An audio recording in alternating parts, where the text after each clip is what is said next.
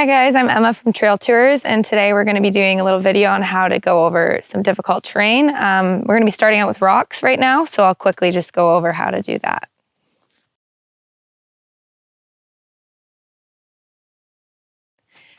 So when going over rocks, first I would recommend watching our standing up video because that's one of the most important things. So when you're going over rocks like the ones I have here behind me, you want to be standing up, squeeze the bike tight, but you want to kind of get your weight off of the front wheel. So if you have a lot of weight on the front wheel going over rocks, you could hit one and then that'll kind of stop your momentum and it could stall, you could fall. It's just a lot easier if you have the front end light because then it just bounces over them all. So while you're doing that, going ahead, you don't want to fixate on one rock. Make sure you're looking far ahead to the end of it. If you're fixating on one, you'll most likely end up hitting it, as you would have heard in our beginner videos if you've watched those as well.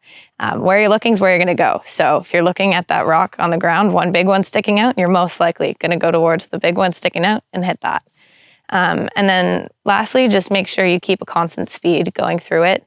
You don't want to stop and then kind of reposition yourself. As long as you stay smooth and just constant speed going through, should be in second gear. It'll be the smoothest and should be good to go.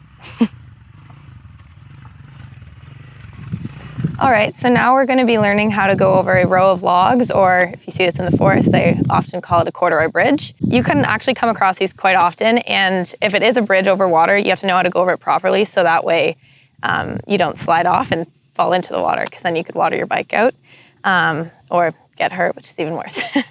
So when we're going over logs like this, it's kind of the same concept as with the rocks that we just discussed. So going over this, same idea, go into it, de-weight the front end, same as when you're going through rocks. So you do that by just leaning back a bit on the bike. If you want to, and the logs are kind of big to get up onto it, you can pop the clutch just a little bit to get that front wheel up. But biggest thing is just constant throttle. You don't want to accelerate on it because logs are very slippery. So if you try to accelerate while you're going across it, it's most likely that your back end will slide out and then you'll fall over. So just nice constant speed going across. Again, second gear. For most of our difficult terrain training today, you're going to be using second gear. Yeah, constant speed going across, looking ahead. Same as with the rocks, don't fixate on what you're going over. Look at where you want to go. You'll just go right over.